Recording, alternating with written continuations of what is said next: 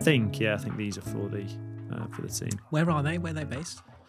They've got a site. The old Duchess site is in Longton. Apparently, I've not been there. I think that's kind of like a proper old school pot bank kind of place. And then this, where I went to pick this up, is on the industrial estate in Trentham. Right. It's just there. There's all sorts of stuff in there. They've done stuff with Radiohead, the Beatles. Really? It's mad, mate. Isn't it? Honestly, some of the brands and. That is mad. Yeah. We've got a couple of Beatles statues in the restaurant at the moment. Have you? Yeah, really 8 foot tall. Oh wow. So Andy Edwards, could talk about this. Yeah. Andy Edwards is a local artist. Yeah. Bronze sculptor. Yeah. He sculpted the Beatles statues in Liverpool. That's good, mate. And the last Wednesday of each month we do. There we are. Oh, that's good. Boom. Yeah, it's great set. It's proper setup, isn't it? It's amazing, isn't it? I feel like when I release... Whoa. Wow, I look good. Great. I feel like when I release these, I'm going to blow people's heads off. Yeah, 100%. Yeah, because no one has... I'm not being like... No one is producing stuff this good. No, in terms of like Stoke, Staffordshire. Yeah, look at the style. Yeah, all this. I know. That's fantastic. I'm going to... As I come in, like I want... Like obviously that candle, Wondering Bee. Are you recording, by the way? Yeah. Just good, yeah. No, I like having the extra bits, I think. When you just send it me all and then I can chop it if you need. So that candle is Wandering Bee. Yes. That's on the Stone High Street. Yeah. Beth was on the pod the other day. I know them. And then we'll get some vases or some other ceramic stuff. Yeah. And then, all this is all Duchess. So obviously I just said Glastonbury, who they make for. And then this... I can't remember her name, which has annoyed me, but she's like a junior. She's a modeler who works at Duchess, so this is like her own creation really? Completely. Yeah, that's amazing. I know, very cool. So just give her the freedom and go and create this. Yeah, that's cool. Yeah, I mean, there's loads of makers that are making wicked ceramics, and my Instagram now is just full of it because I always follow them, and some of the stuff's incredible. Yeah, I need to explore more of the different potters. Yeah. Because I'm very located geographically at one place at the moment. Yeah, it's nice to explore what's going on. So I used to cycle I lived in Patmore. Yeah. I used to cycle down to Sand and Stone by Aston Marina. I'd get off because you can't really cycle much further. All the way down the canal? All the way down the canal. Wow, good going. And there'd be hardly anyone in the canal. You'd go past Middleport and everything. I think, wow, this is beautiful. I was actually in Ibiza once and I was talking to Wayne Lineker at Ocean Beach Club and I was telling him. Yeah. And he was like, oh my God, you're the most passionate person from Stoke I've ever met in my life. Wait there, so you were talking to Wayne Lineker about Stoke? You're not even from Stoke. No, I know. My partner is. Yeah. So I chatted to him and that's what he was saying. So he was chatting to my partner. Yeah, he's having an enjoyable conversation with her. So I'm at the bar with them, and then I'm talking about Stoke, and Haley's like, all of a sudden he's just chatting to me, and I'm just owning the conversation, telling him about the canal and the cycle rise and the pot banks. You just started giving him the sort of the pitch that he didn't know he needed. Yeah. So I love that. Well, mate, welcome to the Not Pod. Thank you for having me. Here we are. I always give a shout out to Dissident, which is our partner for the pod. So creative agency. We've just had the tour of the studios here, haven't we? It's looking great. It's looking really cool. Yeah. Great setup, great quality audio, great quality video. And then, should we pour the brew? We've got a fresh ginger today, which I think is quite classy. I'm very excited by this. Oh dear. Okay, it's a lovely teapot. I think a bit of feedback is the pour. A bit of drippage going on. Could be a bit of user error. Yeah, it could be. It could be actually. I could have got something quite wrong there. Very topical as well. Glastonbury this weekend. Yes. Glastonbury mugs. You been to Glastonbury? Yeah. I've been there quite a few times. I thought you would. I worked it a few times for different brands. Yeah. That's cool. Yeah, very I keep cool. saying to my partner, we need to go to Glastonbury. And I tell her about, 3-hour walk across the site and... and then it's a no, is it? And then it's a no. Yeah. It's the toilet. She just put off by that. Yeah, fair. Watch her. Yeah. Actually, even at home, it's great on the TV, isn't it? All weekend. Yeah, big screen or whatever. Yeah. Well, you were just saying then about... You were just saying you were living in Packmore and then you went to Ibiza and you were telling Wayne Lineker about how good Stoke was. Yeah. How long have you lived that the kind area. of in this area, yeah.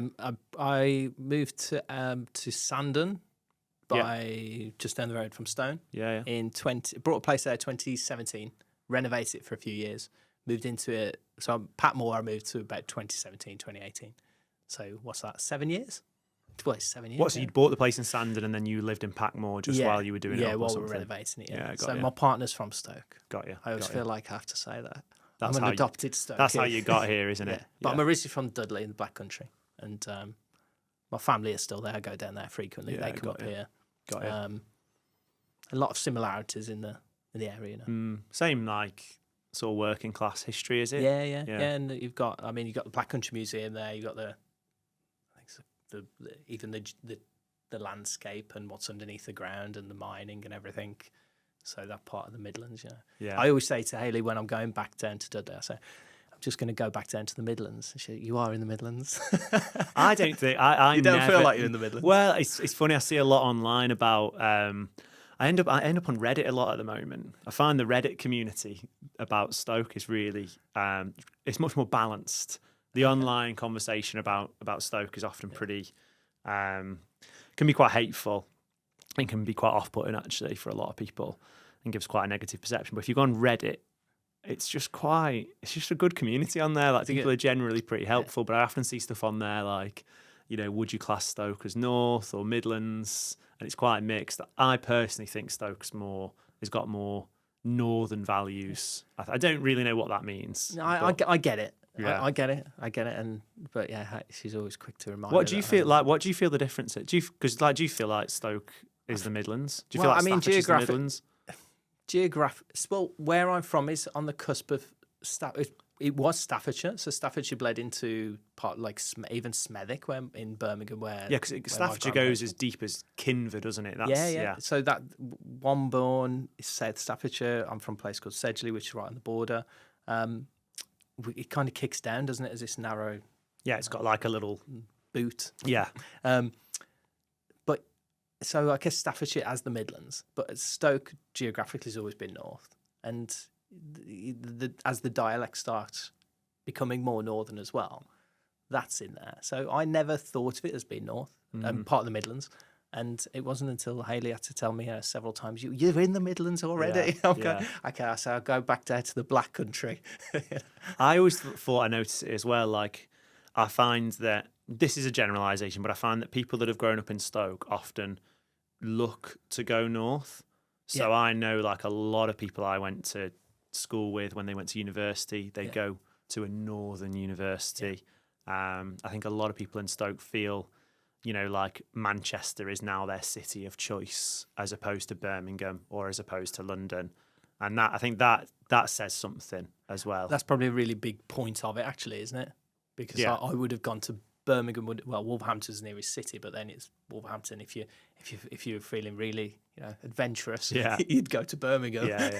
Whereas I totally get that. So that makes sense. And I get that's it's not a million miles from Manchester either, is it? It's Cheshire border comes just up the Moorlands, doesn't it? Yeah, it is close. So you only found yourself here because of Hayley, you said? Yeah. Well, I mean, other than I studied at Manchester Met University, but I was based in Crewe. And on a Monday night, I would come down on a bus to Creations in Hanley. Oh, wow. Yeah, so Yeah, strong. I used to visit Stoke on a Monday night. Yeah. In the early 2000s.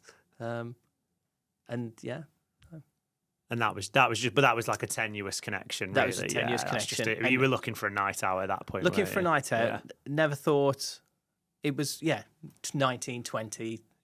Looking for somewhere to have a night out and whatnot. And but I've got a 3-year-old now. I take her to football, and I would take her to Alsager. And my in-laws live in Torque, Alsager way. Yeah. And the university was Crewe and Alsager, so we would train for the football team, and it was all sports in Alsager campus. Got ya.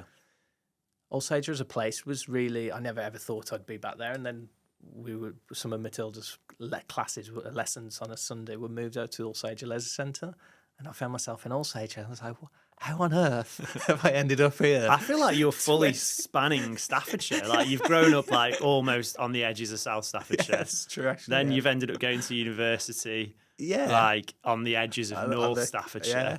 and then Now I'm ready to dive in. and yeah, what about your career? Like, where did that take you?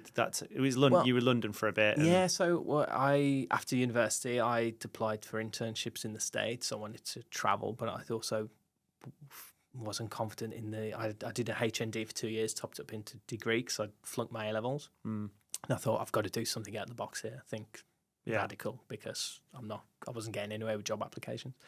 So what did you want to do? I wasn't sure. Yeah. I really didn't know. I'm from a family. My dad was a bricklayer. Mum worked in a factory. I'm one of 3 boys, middle child. My older brother's Sparky, well, he still is. And I always thought I'd get a trade, and that was the conflict with me growing up with my dad. It was get a trade, get a trade. Okay. And never really knew. I thought, and this is genuine, I thought at like 17 that at university you would wear a cap and gown as your uniform every day. Yeah. that's Genuinely. Genuinely.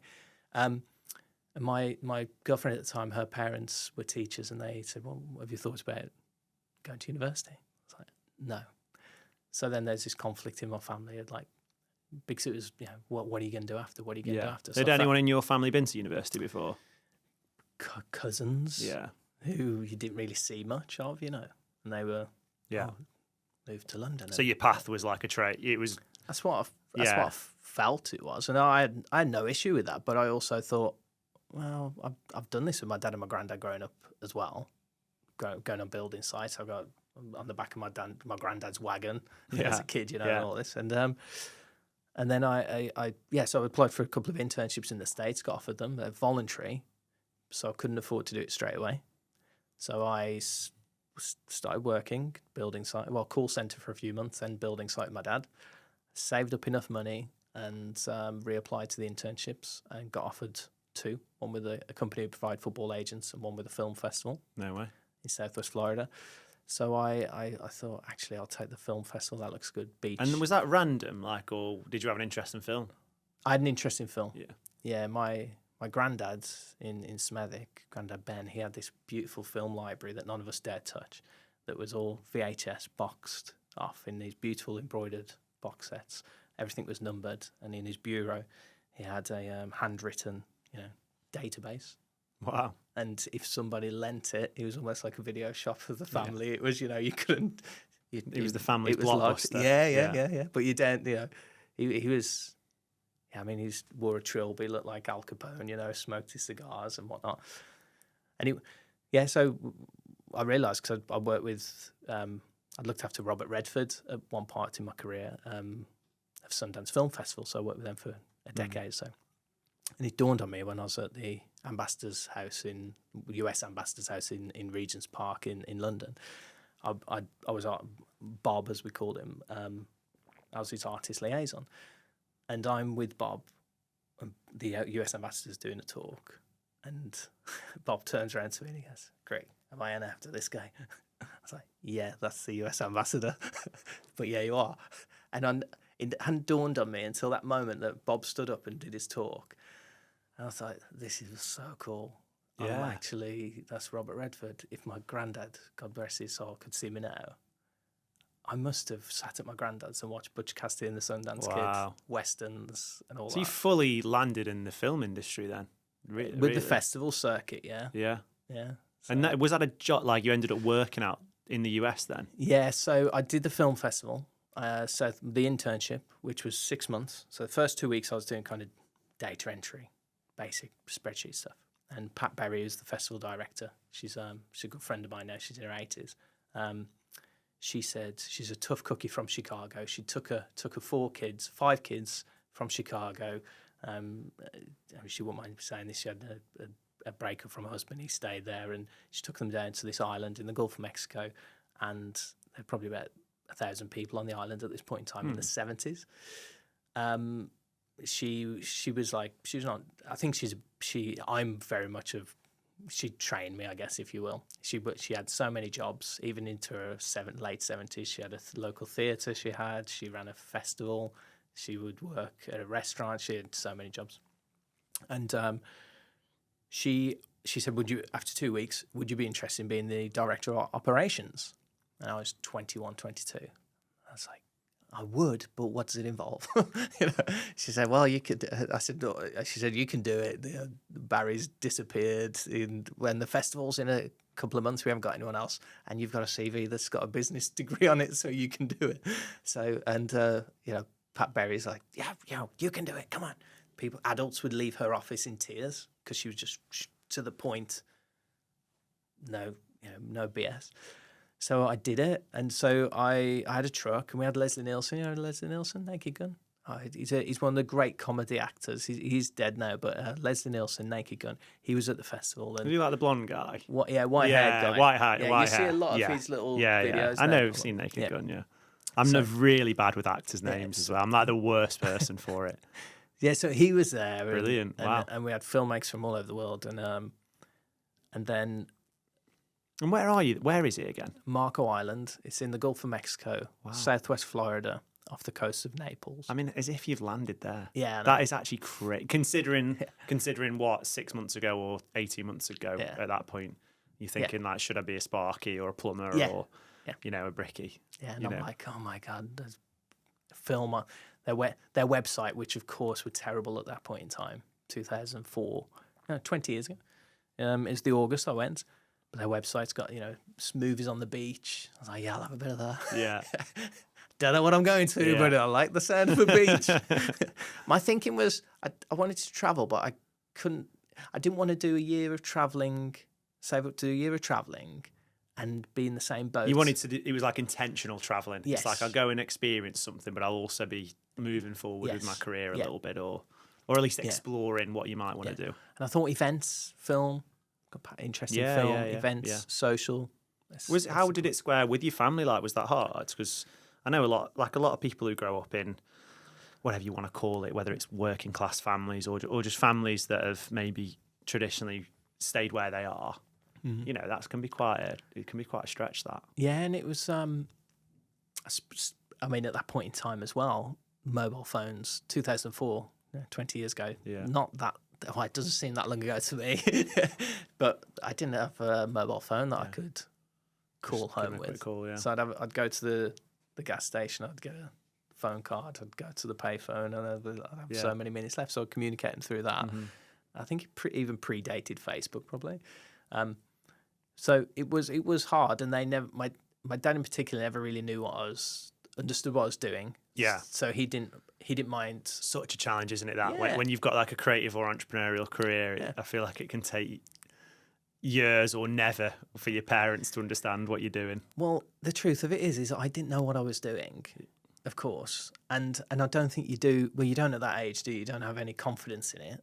So really, it was a gamble of me going, my dad's all my life guarded me and looked after us, and I've grew up with very blessed that we had a caravan. We'd travel around, go to different. We were gypsies, but we'd go, travel around caravan sites, France, and if we got a couple of weeks in Spain here and there.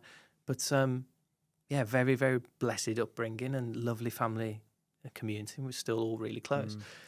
And I remember being in tears one day in my bedroom, and I'd probably left uni, and it was, what are you going to do? What are you going to do? Those classic questions that you don't know the answer to. And my mum consoling me, and my mum always was just consoling, you got to do whatever's right for you. But my dad was like, couldn't see that world.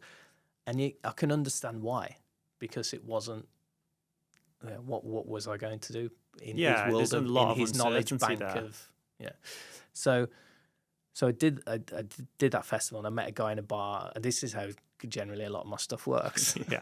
I met a guy in a bar. It's the bridge to the story, isn't it? Yeah. I met a guy in a bar whose daughter ran the Cannes Advertising Festival. Right. She was a festival director, Caroline Lowbury, I think called. His name was Morgan Lambier. His nephew was a basketball legend, Bill Lambier. Wow. Yeah, pretty cool actually. So he looked like Santa Claus, old eccentric English guy. And I'm in this dive bar. Yeah. Because I'd just go to bars on my own. Or I'd do stuff on my own. And he sat at one end of the bar, and the bartender, it's like, classic movie, bartenders polishing the glasses. Yeah. you English? Yeah. Like, yeah, he's like, guy at the bar is English. It's like that scene out of, those like detective films when the detective just can't quite figure out the case and they like sit down and they're sort of like, I had my tie off and I wasn't wearing a tie. So I go to Morgan at the end of the bar. I didn't know him. I'm like, hey, are you English? Yeah, he clearly didn't want to talk to me. Yeah. Yes. Yeah. So, yeah, me too. So, Me too. Where are you from? Well, no, sorry, the wrong accent. He was English. That was the bartender. Okay, So he's like, where are you from? Yeah. I said, I'm from Birmingham. He's like, Was that your go-to? Was it Birmingham? Yeah. Yeah. I then actually went to Dudley because I used to think actually I want people to work a bit for this. Where you from? Birmingham's they still have to work for it, but Dudley's easy. I guess a bit. So he'd say, I used to live in Birmingham. That's how right. It's like when I was I was born in America, and when I was a child, my father was brought over to Birmingham to manage the custard factory there. What? I was like, no way. Well, the custard factory is Digbeth area, right? Yeah. It's a really cool part of town. So we then started talking. He's like, what are you doing here anyway? And I was like, I've lived from the Black Country, so my accent was a little thicker then. So I say, did you have a thick accent? Yeah. And it's naturally diluted. I mean, to you guys, you're probably like, no, it hasn't, Craig. You're still. No, I think it's quite mellow now. It comes up a lot on this pod. I think like people's accents and did it hold them back or Well, I remember first going there and calling around looking to hire some tables, and it was like, hello, I'm looking for some tables. And they're like, what? You what? Tables? It's like, what tables? What are they? I'm like, T-A-B-L-E-S. Yeah. So just through survival. Yeah. So me and Morgan are talking about, what are you doing here? Internship on a film festival. Oh, my daughter runs a Cannes festival. So then we hit it off. He's like, I'm also chairman of the yacht club. Do you ever race yachts? I'm like, no, I'm from Dudley. About as far away from the coast as I can get. It is. Literally. Anyway, he's like, come and meet us. Bimini's on a Friday night, 5 o'clock. We meet there. So I go over and I meet him. And all their yacht friends are there. He's like, Craig, come over. Such a new world as well, isn't it? Of like opportunities that happen like that. If you go down the pub on a Friday night in Smethwick, you were saying, Dudley Dudley. Yeah, you're not. It's unlikely you're going to bump into an eccentric chap that has a business opportunity for you. Like that's Yeah, I mean, I think a lot of. The pubs are probably networking places at the time of their time as well, aren't they? Or builders in there. I need someone to come and do this. Yeah, true. So, but I remember at the time thinking I had his number because he gave me his phone number. I picked up Morgan, and I was the confidence thing of going over to that place to meet them on that Friday. I remember it pretty clearly. Going, I don't know if I can go in there on my own. Were you nervous? I was, yeah. And I thought, I don't know if I should. I don't know if it's 20, 21, and I did. I went in and. Went on raced with them on a yacht for the next weekend and sleeping on the boat. I suppose that's what I'm getting. It's just not as much the done thing, is it? Like networking or connecting and just being maybe opportunistic and speculative. Yes. I think because I know I learned that at a similar age. It's kind of falling into an entrepreneurial journey of just, what does it mean to just go and have a coffee with someone? Like, growing up. Didn't do that. No. If you wanted to hang out with your mates, you just went to the pub. Like you didn't sort of connect. No. Like what for? Whereas I think I had to learn, and I do think in more affluent areas, perhaps where people's dads or mums or aunties or uncles have got businesses and family friends. Maybe that just seeps into your knowledge a bit more. Whereas I feel like if you're not from that or the area you're from, isn't that you do have to kind of learn. It's alien, isn't it? It is alien, yeah. So how old were you when you... Well, I went to uni at 19 and then me and George sort of fell into starting our own business at 2021. And I think that environment, even though it was a bit forced because it was all like investment and it was a bit more forced, I think I still think we had to fall into this world of, asking for help or... just talking to people and I think it just, I don't know, I think by doing that, your world gets bigger each time as well. You meet more people who've got different experiences and if you just listen, the world is a big place. Like there's a lot of opportunity, there's a lot of, amazing stuff you can work on. And I think like you meet enough people to realise that most people aren't that any more talented than you are. Yeah. I think that's what it got to me. I kept meeting like you meet people that have run big businesses, and I just maybe a little bit arrogant, but I'd come away being like, like if they can do it, I can.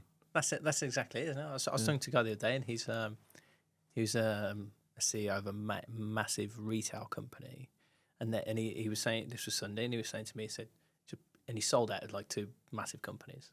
He's like, and he's retired at 55. Mm-hmm. He's saying, most of his luck, really down to earth. But he's like, we took a bit of a risk at the 2008 recession.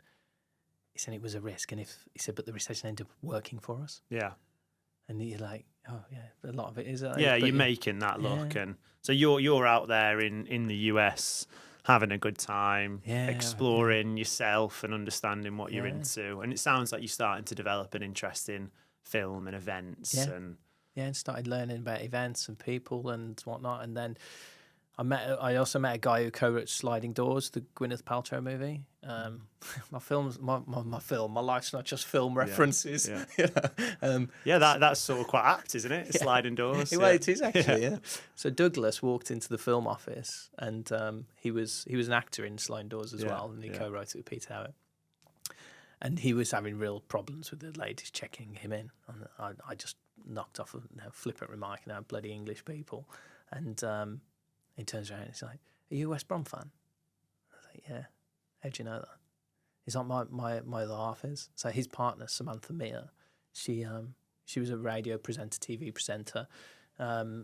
She was most recently on Radio WM, BBC Radio West Midlands. And long story short, they had a film exhibiting there. And then when I moved to London to follow up with Morgan's daughter, Carolyn, ended up working on Cannes Advertising Festival, met Doug for a pint in a bar watching West Brom Chelsea, and he goes, have you ever thought about setting up your own film festival? I was like, Doug, I didn't know what a film festival was until 6 months ago. Maybe 7 months. But I said, he then started telling me about his appetite too.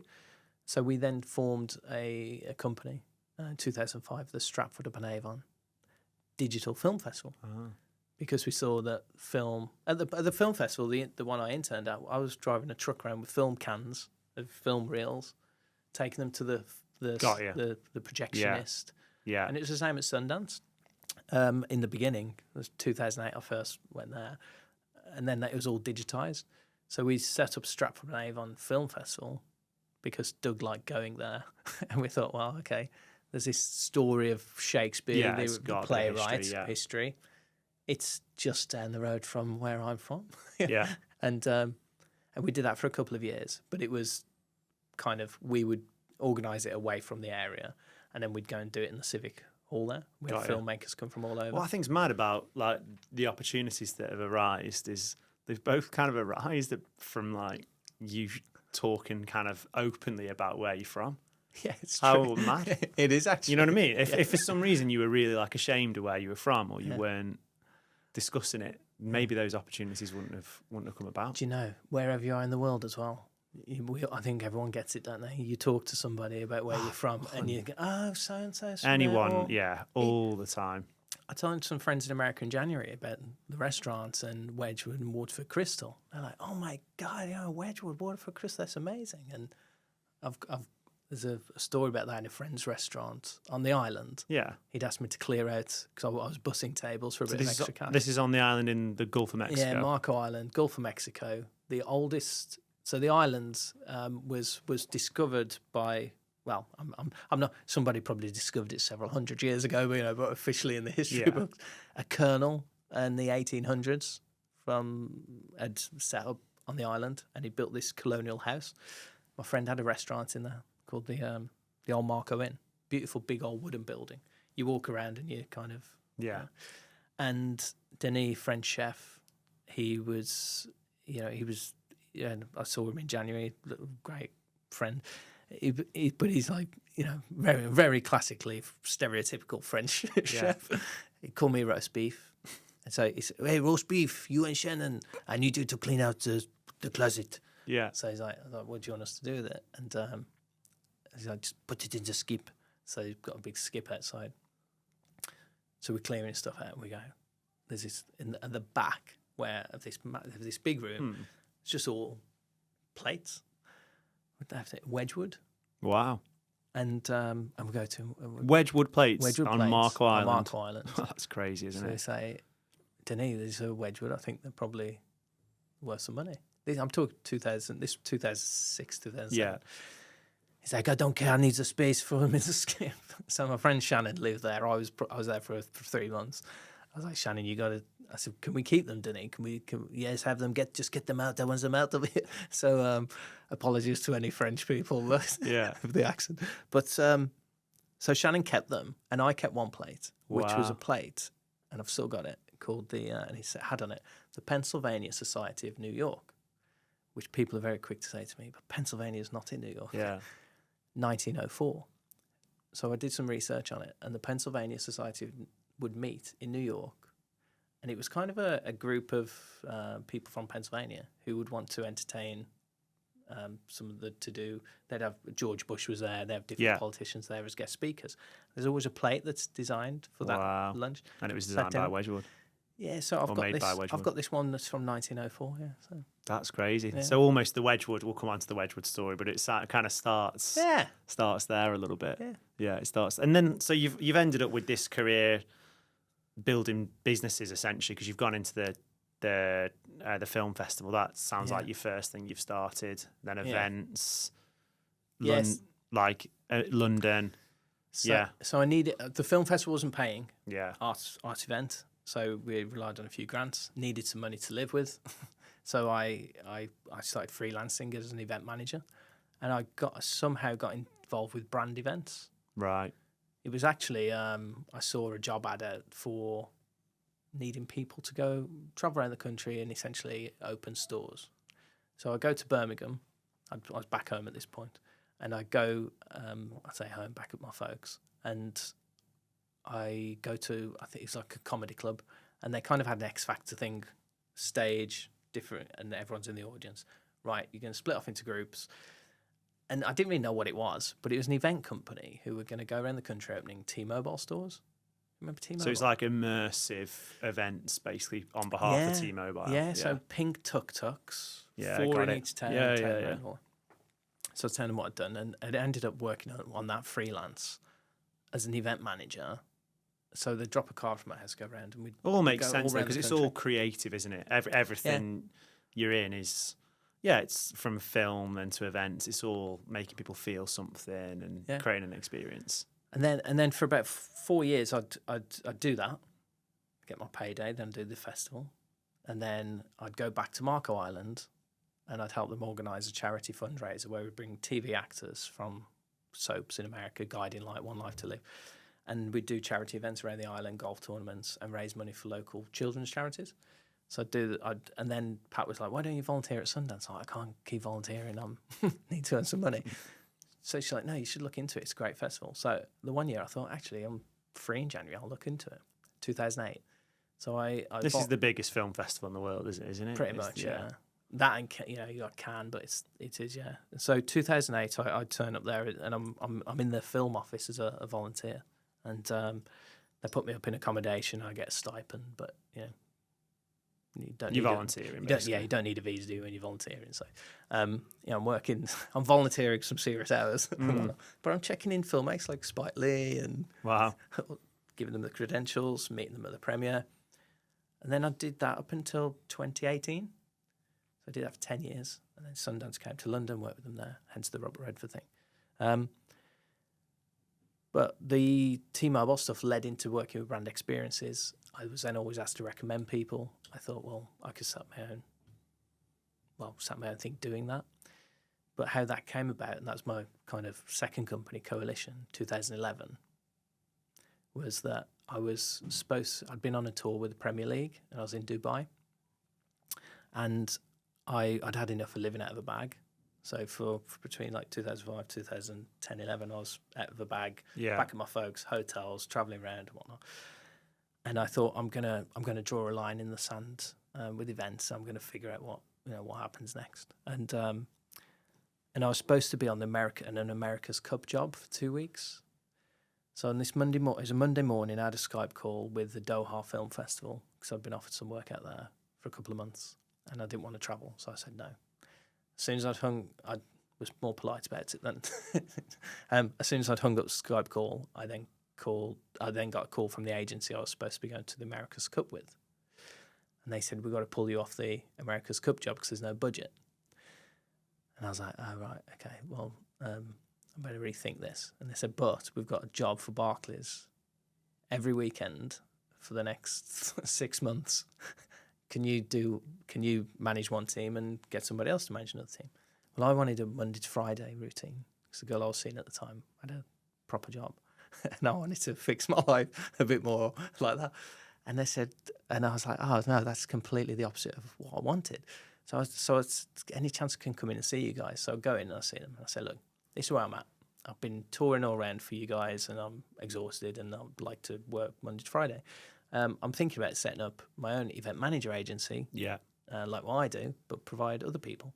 So, because we work for some agencies that were not very good, they don't pay you, delayed paying and all that.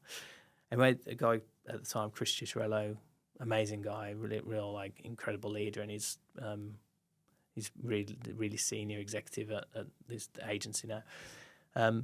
He said, set up your own company, do it, we'll use you. So that was the first job. I set up Coalition Event Services. So you were doing it yourself, and then you got tired of it, and you're like, right, I've got a good network now. And it was never anything I'd really planned to do. I just thought, hang on a second, I've got really good. There's a really sort good of stumbled group of into guys. that by the sound of it. Really, it's not like obviously you've been creative and I would say entrepreneurial and like kind of instinctive, but it doesn't sound like you've had this like desperate desire to start your own company. Exactly really, that. It sounds like it's happened. And I love events, so I was still event managing myself. And then they'd be like, "Oh, can you get someone to do that?" Yeah, great, and it worked. And then I think I've admitted that I was with the film festivals and friends involved in that world. It'd be like, have you ever thought about doing a bit of acting? I'm like, no, I mean, you can't really. How can you make a judgment on that by meeting me? But I was free at the time, and I thought, well, I'm going to start exploring this. Yeah. So I started reading different methods, looking at drama school. But I thought I was mid to late 20s. I thought I've got a degree, got debt. I'm actually enjoying this freedom. I've got money coming in from the events. I'm building something. Don't know where I'm going, but it's great. So I started reading up on different methods, different theories, doing short courses, and auditioning for stuff. And this is another nice link to Staffordshire. I was back at my folks. I don't know where I was actually, but the first audition I ever had was at Stafford Uni, right, for a final year film, maybe 2009, and I did my first audition, and the guy came out, and it was a graduate film, final year, sorry, and one of the other lads came out, he was on camera, he said, "Can you do an American accent?" I said, "Well, where about in America?" I'm getting fancy. And he said, "Well, it's a duck and cover kind of black and white 1940s video. So have you got a script?" I said, "Yeah." So he gives me a script. I was like, "Yeah, give me a minute and then I'll come in and read for you if you like." So he said, "Yeah, okay." So that one audition, I got 2 films. It's my first ever audition, but it's a Staffordshire. Yeah, wow. And it was a student film, but I was like, actually, there's a little confidence there. Yeah. So then I started, and then I trained at the Cockpit Theatre. I was living in London. Trained at the Cockpit Theatre in Marylebone for a couple of years, studying Meisner, which was part-time, which worked nicely around my business and the events. And then the brand experiences, we got brands asking for actors for events. They say, "I want an actor." What do you want them to do? What's their motivation? And they won't really know. So I then started helping them create the narrative as to why they have an actor there, and then helping to direct the actors. And then ended up creating immersive experiences with agencies, like for large brands in Austria, Barcelona, London. And then we did this European tour came about for a well-known gin brand. And I was heavily involved in that, writing, casting, directing. Well, you're creating a film, aren't you, basically? You're creating a film for a brand. Yeah. Pretty much. Yeah. And an experience. Yeah. And my worlds kind of collided there. Yeah, and I thought, actually, this is great. The acting and the and how are these? Because you've ended up with a couple of businesses there, and like how fast forwarding, like how has all that brought you here? Because I feel like Yeah. people would hear what you're saying and think, if I'm honest, people might think, why the hell does he live here? Yeah. You know what I mean? Or how, like, there's to a lot of people outside in or on the inside. Well, a lot of people around me used to think, well, we thought I'd end up in America and live in America. Yeah. I love visiting there, Yeah. but I wouldn't want to live there. Yeah. I think when you live there, you live somewhere, it's very different to And then visiting. living in London made sense. Lived in London made sense. Yeah. I moved back here and I met my partner at a similar time because my folks obviously getting older. My brothers are here, my nieces and nephews. And I thought, well, I'd had enough of living in London at the time. And I thought, I've done London. But more to the point, the cost of living down there was just... Did you feel Did you feel sort of like ousted from London financially? Yeah, to a degree, yeah. Yeah. I was, really. Because I was paying probably £900 a month in the end, West London, but sharing a house with 4 other guys. Yeah. Who I love dearly. I know them, but I was like, I'm mid-30s. Yeah, I've got my own business. I'm doing all right. Yeah. But I still can't stomach paying this much money for something. You know? But it was more the moving back to the region because I was working remotely for my business as well. So I toured the world with events. In that 2010 to 2016 was one of the last ones in Cape Town. But I was still working remotely, so I could be based anywhere. And Stafford came about because a friend of mine at the time, he said, he was from Stafford. He said, it's only an hour and 17 minutes into London. And I didn't quite believe him because I knew that Wolverhampton took a lot longer, and Stafford's the next stop. Something about an hour and 17 minutes that just sounds really close, doesn't it? Yeah. Like it's not. Yeah. I know it sounds silly, but I don't know if psychologically, an hour you feel, because you could be an hour from London and live in Surrey. Yeah. So an hour and 17 to be in Stafford. Yeah. is pretty mad. So I saw a beautiful little cottage This is the one in Sandon.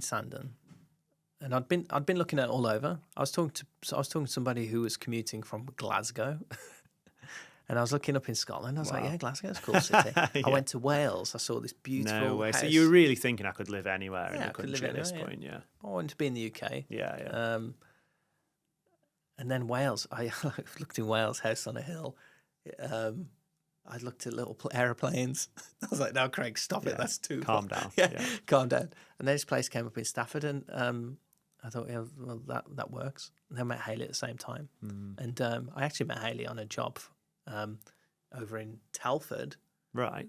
And she shouldn't have been there. I shouldn't really have been there. That's so random. And then, we ended up. But you were. So it wasn't that your relationship brought you back. It was actually you were already on your way back, and then it just so happens that the person you've met is in the same county. Yeah. Wow, that's crazy. Yeah. And I go down to London, And how's it been like, I suppose, creatively and professionally for you? How long have you been here now? 7 years. 7 years. How has it been? Because you've had experiences in the US, you've had experiences in London. We all know what that's like in terms of the people you can meet and maybe the opportunity. Yeah, how would you rate? How would you just compare the two? Because they're very different places. Very different. I think there's a lot of people who've.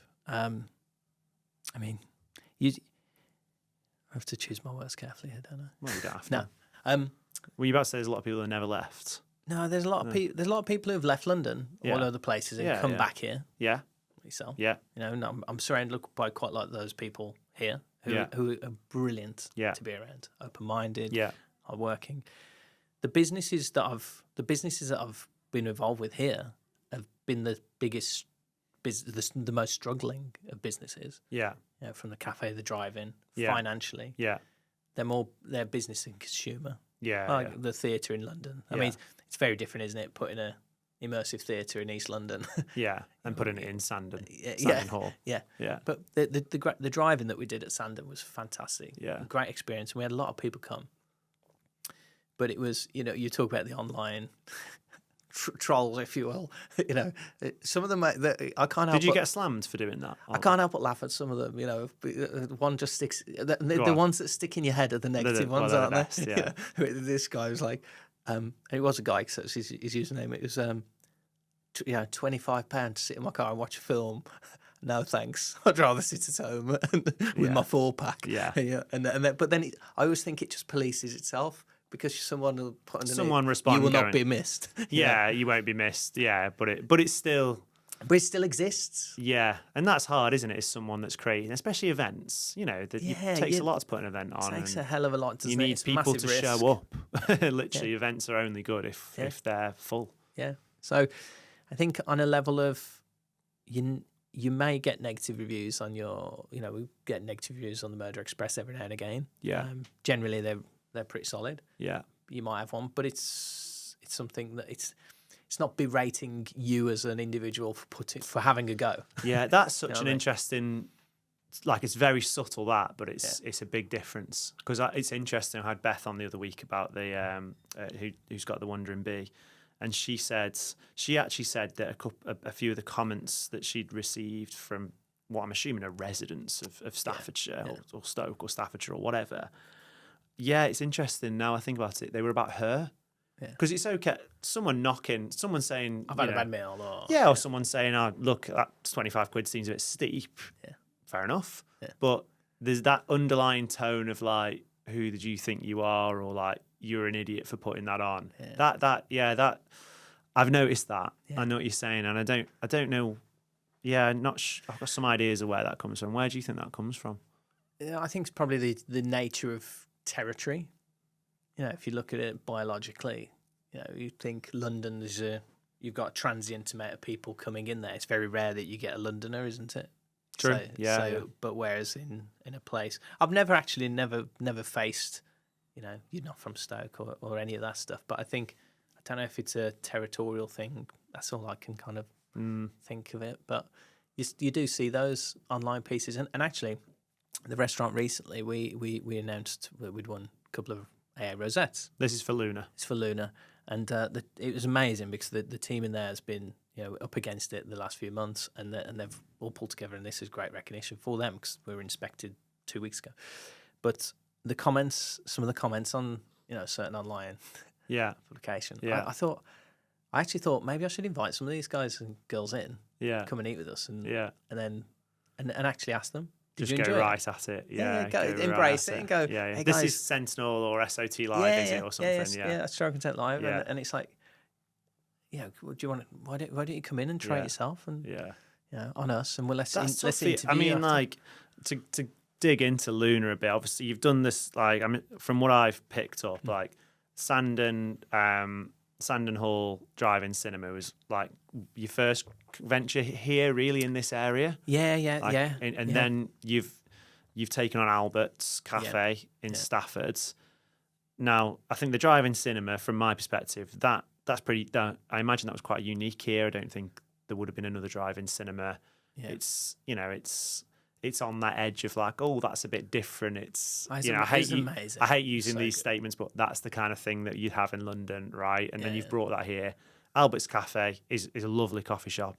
It's a coffee shop though, isn't it? There's nothing massively groundbreaking about that, other than it's a nice spot. And I operate the park as a whole, so we do events in the park and stuff. Yeah. So you've got the whole park. Yeah. Which is very cool, actually. I didn't know that. I'll come on to that in a minute because that's interesting. But Lunar, I mean, that's that is pretty. It's just big. I think when you launched Lunar, it's you launched it with Niall Keaton, obviously. Yeah. You've launched it at World of Wedgwood. It's like a flagship site in Stoke. It's a brand and a place that's in a lot of people's memory. Yeah, and then I think to face that, I don't know, that same level of criticism. I just think it's a big challenge. Basically, is what I'm getting at. It's a big challenge. It's a big challenge. And to bring that kind of fine dining, high quality stuff. Yeah, like I say, I think it polices itself online. But for anyone having a go at with Beth's doing or yourself else, or anyone, you think, why? Yeah, why? Why, Lunar? How much time have you got on your hands to actually give? What compelled you to do Lunar? Yeah. I was when I went over to the site. So my grandparents are from Birmingham, Great Bar. My dad grew up in Great Bar. My mum grew up in Smethwick. My grandparents would take us to the parks nearby in Soho House. It was in there where the Lunar Society would meet. Yeah. So when... And you knew about the Lunar Society? Yes, but it wasn't at the forefront of my mind. Wow. So when I went over to Wedgwood and I saw, this was July 2021, so was the site closed? It was very quiet. People weren't doing much. I saw the old dining hall and I thought, well, with what I've done in bringing experiences to life, brand experiences, immersive theatrical dining experiences, I saw the old dining hall and I thought, well, there's not much work to do in here to give it some life. Yeah, and to create a story and a narrative and with my the Lunar Society, I thought, Josiah Wedgwood, let me have a look at that, and then, wow, we know what Josiah Wedgwood did, and the Lunar Society. That there was a part of my growing up. Yeah, that it's all like connection. in front of you in a way, isn't it? It's like you've grown up near Birmingham. You now found yourself on a site in Barlaston. Yeah. There's the connection there between the great industrialists of Birmingham and the great industrialists of Stoke. It's pretty deep. And for anyone that doesn't know, the Lunar Society was a group of enlightened thinkers and industrialists in sort of 1850s. 1700s, sorry. It still exists, but they were the founders. Yeah, they're the founders. So it's like Darwin, Wedgwood, Priestley. Who else we got? Matthew Bolton. Yeah. And so he's Birmingham. There's Matthew Bolton College. And Bentley. I think Thomas Bentley is another one. And they would meet under the light of the full moon and discuss the biggest challenges of our time. Yeah, and it's beautiful, isn't it? And amazing. It's incredible. Like just imagining them coming together and just talking is it's special. Yeah. So understanding that and thinking, wow, that's 1700 years ago. That was they were all about advancing humanity, and I think it's like Steve Jobs meeting up with Bill Gates. Literally, it's like that. Yeah. At that point in the Industrial Revolution, the UK was very much the centre of the world and pioneering that. And Wedgwood was at the forefront of the abolition movement, so he would give these medallions. Am I not a man and brother? To like Benjamin Franklin and well, that's what's cool, isn't it, about those people? It wasn't just business. They weren't just meeting up thinking like, how could we make more money? Yeah. We can assume they were meeting up talking about abolishing slavery or workers' rights, welfare. Improving the talking about the creation of the canal system, and that that's the famous meeting that I think Wedgwood had. I can't remember with who in the Leopard in Burslem. Yes. So all these amazing stories. And at that point, did you just feel, I've got to do this then? Yeah, 100%. Yeah. Because you've never actually owned, even though you've set up a couple of businesses, you've never owned your own venue. No, that's like a new. Yeah. You've probably always just taken space in people's venues. Or well, I say no. I'm a co-founder of the Murder Express in London. One of the 3 directors. We've got a venue down there leased, but not my own. And then I'd had the cafe, which is a different proposition to a fine dining restaurant. With Niall's accolades, and his skills. It's very different. Yeah. But I thought, I'm here. Events had stopped. Didn't know where the world was. Is this the end of the world? I'd also staffed some COVID test centres through the pandemic, and that'd been lucrative, so I had some money. And I thought, actually, I didn't feel 100% comfortable with that money. I hadn't done anything dodgy. No, but I thought, I get that. It's not money. It wasn't money or a business that you were necessarily wanted to do, was it? You were filling a hole. Yeah. So I thought, I'd take this, and I'm going to be here.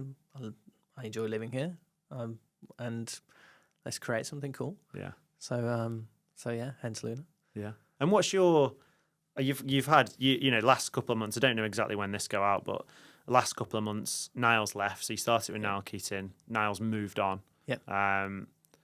So you've changed the menu a little bit. So it looks to me like the menu's becoming a bit more accessible. That's my take on it from what I can see. just from your perspective, like, I suppose it's not an easy question to answer, maybe, but just how is it going, and where do you want it to be? Yeah. You know, compared to where it is. It's going in the right direction, in my opinion. The AA Rosetta were really we got those literally 2 weeks ago. Yeah. And that for me is and for the team, it's such an amazing accolade and to have that acknowledgement of what the quality of the product. Quality of the product, yeah. and what they've all been putting in. And really it was, not Niall's, brand himself is fantastic, isn't it? Incredible product, incredible menus, but the venue that we've got really is for me was just too big, so it was making that more. Yeah, because it is a big venue. You know, if you're in there, it's a big space. Yeah. So I thought, well, look, let's try and I'm going to give it a go, and let's try and make it more accessible. So create an a la carte menu that's on a price point with other offerings in the area. Yeah. But keeping the values of as local as we can, sustainable, and also we put on a set lunch, 2 courses for £20 Thursday to Saturday. Yeah. Which we priced, which is fair. Yeah, yeah. And thought, okay, how can we utilise the space, but also be more of a kind of destination for.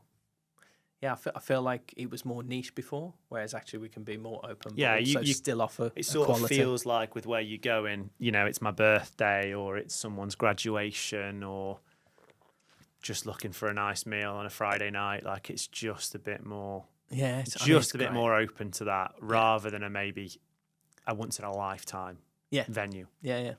So we're on the right path. Change menus, and got a new chef coming in tomorrow. So yeah, wait and see. I mean, who knows where it'll go? But what role do you want it to have in, like, the community? Like, do you want to sort of recreate the Lunar Society there? I know that the Lunar Society already exists somewhere else, but because I know you do the art and wine evenings. There are regular events. Like, what else? Yeah, so do Lunar Art and Wine Society last Wednesday of every month.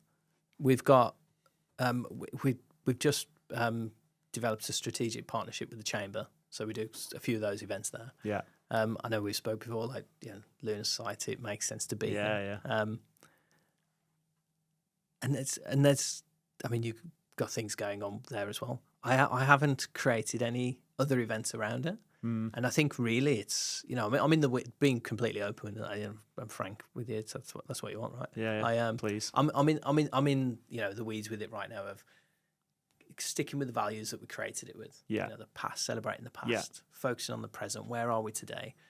Not only physically in Stoke-on-Trent, but economically as a society. Yeah. The sustainability with that eye on the future. Mm-hmm. So all that's at the core of it. Right now, it's about stability within our team. Yeah. So we're getting stability, doing more recruitment. Mm-hmm. So our partnership broke up just over a month ago. Yeah. So we're just getting that stability in the team at the moment. And can this work as it is? Yeah. Is the biggest thing. So we had visions of could take Lunar anywhere. You can have pop-ups in different places. Yeah. A Lunar Art and Wine Society, could we take them on tours of vineyards? Mm-hmm. There's all these visions there. We haven't got any plans at present to do much more than what we do right now, which is keeping the quality, focusing on that quality. We've got a new chef coming in, so we're looking at evolving that experience menu. So we call it the experience menu on a Friday and Saturday night, which is about them, the chef, showcasing their flair and creativity in their cooking. But we're open, as you know, to whatever. I love it as a venue that's accessible, open, not just for the food, but whether it's a film screening. Yeah, we did there. Yeah. There was a film screening there last year, which I was sort of just helped send some invites to, essentially. But that just felt like the perfect. Lunar felt like such a good venue for that. Anything that's sort of, I don't know, like a venue and a space where you can come together to.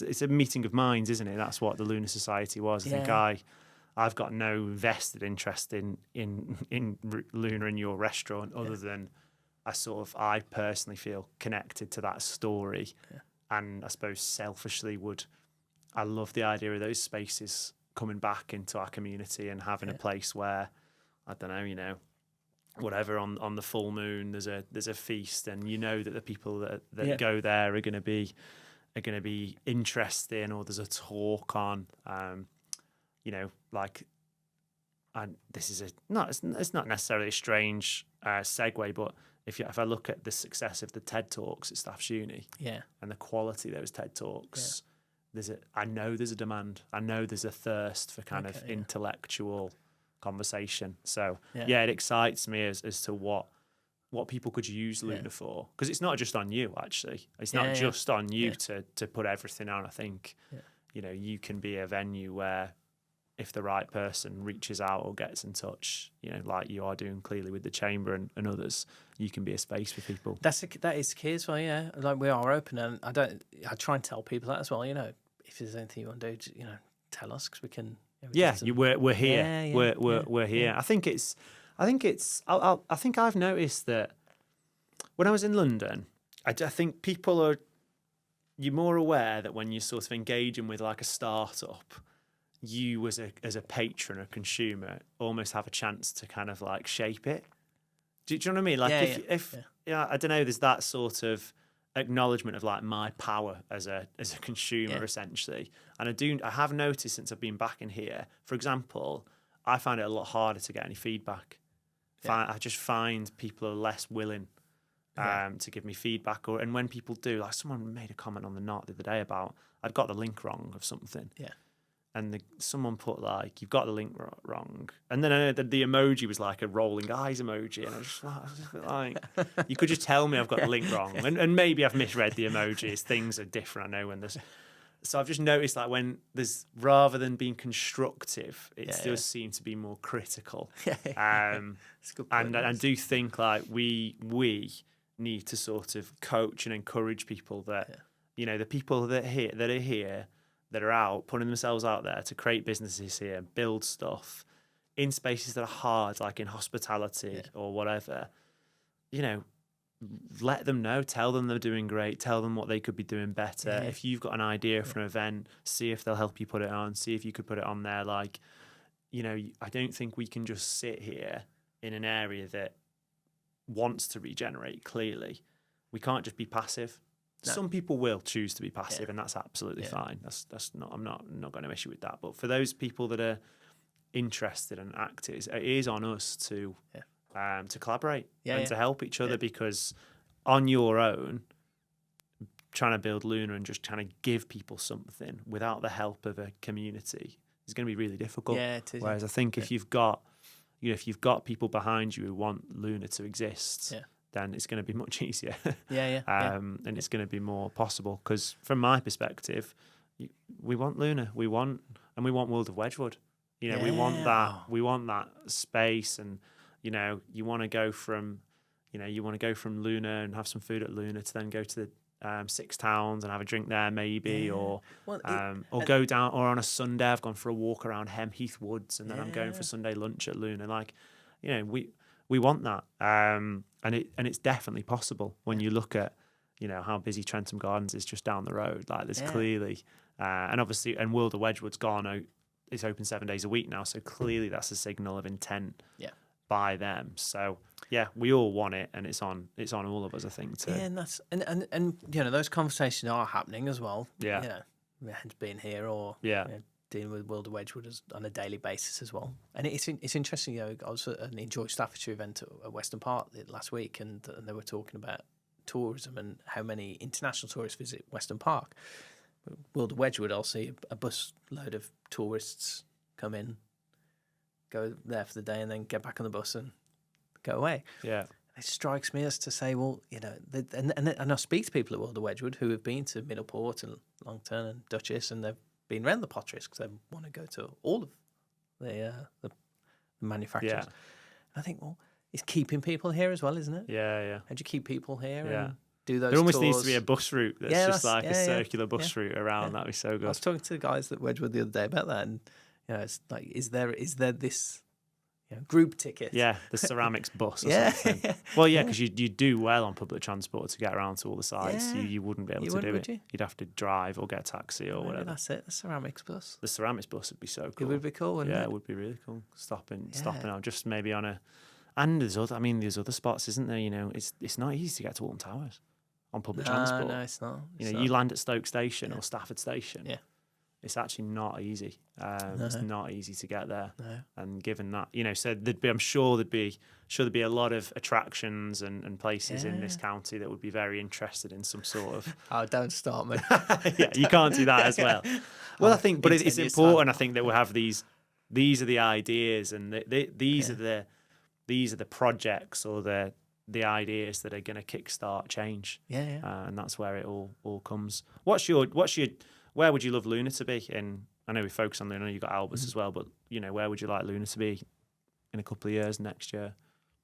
Full self-sustaining Constantly itself. full. Yeah. I'd like to do more with education. I'd like to do more with link up better with the college. We have a relationship, but you know, getting people in their training, doing cookery schools, just being a bit more open in the community. It sounds like you want more footfall. And that's why you know, and you want it to be a venue that people can come to more regularly. Yeah. And then that means you can then open your doors a bit more and do more in the for the area. Yeah. And tell us about Alberts then, sort of quickly before we wrap up. Because Alberts is that park opposite Stafford Station is beautiful. Yeah. Yeah. The council do a wonderful job there, the Rangers, and keeping it immaculate. And so they've got a bandstand there, a small what's it called? The Romans amphitheatre. Yeah. The Romans. And then Alberts is almost this kind of it's like this circular glass venue in the corner, isn't it? Yeah. So we operate the park as an event space with the council and Alberts Cafe. So it's got a terrace down by the river, and we do Stafford Dining Club. We'll do 3 events through the summer where we have about 1,200 people come to the park, and that's street food, music. Nice. We do some. When are they? Oh, I should have those dates, shouldn't I? We've done one in June, and then one's August, and another September. Brilliant. And then I think next Sunday we've got Summer in the Park, which is completely free. But we team up with a couple of local craft makers, and they have stands there. We have wine and a fun fair. That's completely free. So we say, come to the park and enjoy it. And then there's bowling green there. You can use a bowling green. Cool. Kids play area with water fountains and sand pits. And then the cafe is open. Cafe's sort of open 7 days a week, all through the day. And then we've just brought about a month ago, brought a large TV. So we're screening sports events, so Euros, Wimbledon, Tour de France, cricket, rugby, and we do a film night as well. So our friends who came to see us at the Great British Drive-In, we do once a month. We do a Friday night film night on the terrace. So nice. Yeah. And do you feel settled here now? Like, does it feel like home? Yeah, I love it here. I think there's so much to do. I was over at Lichfield Cathedral on Saturday. I can't escape the Lunar Society at Erasmus Darwin's house. You're at Darwin's house, Yeah, I was over there and walking around, and it was the first time I'd actually walked around Lichfield. I've done an event in the park there before, but first time I walked around. A little one goes to Newcastle under Lyme School. Yeah, love it there. Yeah. Yeah, I do. I love it here. Everyone's so friendly. Yeah. Like I say, everyone, it's a generalisation, but other than the trolls online, other than the trolls online, but I don't have to see them. Yeah, no, they're not your mates. Yeah, no, you can speak to people. That's the thing with London as well, is that you don't speak to people as much. I remember talking to a guy at a bar, and he thought I was hitting on him. I'm like, no. Like, what do you want from me? Yeah. So whereas you've got that humour that I guess I grew up with. I play football on a Tuesday night up by the Bet365 stadium. I do love it here, and I think there are so many creative people doing things, then great things, and I think talk about enjoy Staffordshire and seeing what everyone's doing, what you're doing. I think me and you are a bit. I think me and you are quite similar in that. Well, I speak for myself. I've genuinely found that I like living here. Yeah. Like, it gives me what I need. Family, countryside, location that if I do want to go elsewhere, I'm never too far from anywhere. That also really helps. Good people, good house prices, you know, and then professionally and creatively, I think the challenge of improving and regenerating this area and being part of that is absolutely keeping me here. Yeah. Creatively, I find that very stimulating. Yeah. I think like, obviously you can do creative work and you can get a job or do stuff anywhere else.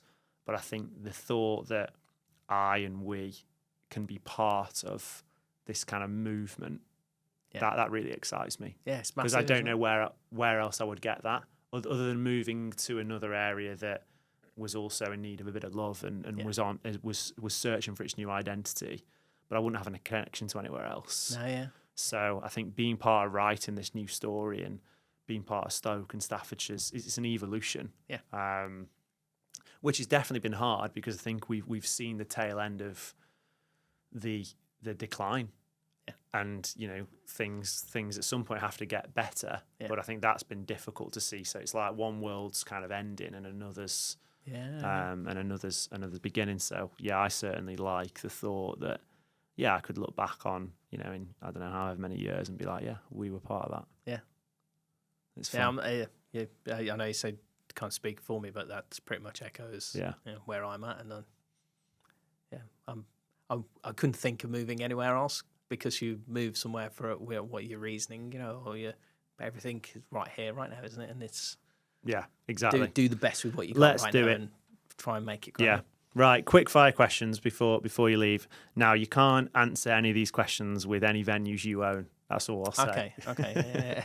So, favourite place to get a coffee? Bear, honestly, Bear's one so far. Do you want me to give you another one? Go on, give us another one. Chapel and Coffee in Cannock. Oh, yeah. Nice. I'd like to go there. You really have got Staffordshire down, haven't you? You're like, mate, you must do some miles, honestly. I can't do everything. I haven't seen the stick man at the National Arboretum yet. Mate, you've got, I tell you what, though, you're well travelled. Yeah. That's a good spot. Yeah. Favourite place to get food other than Lunar?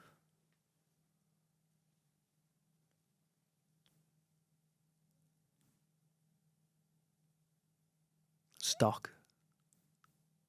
Nice. Newcastle under Lyme. Good shout. Favourite thing to do? Walk around Trentham Lakes. Is it? I love it. I've got a membership. My other half's not as happy about me. She's like, "Can we go somewhere else?" I'm like, "Come on."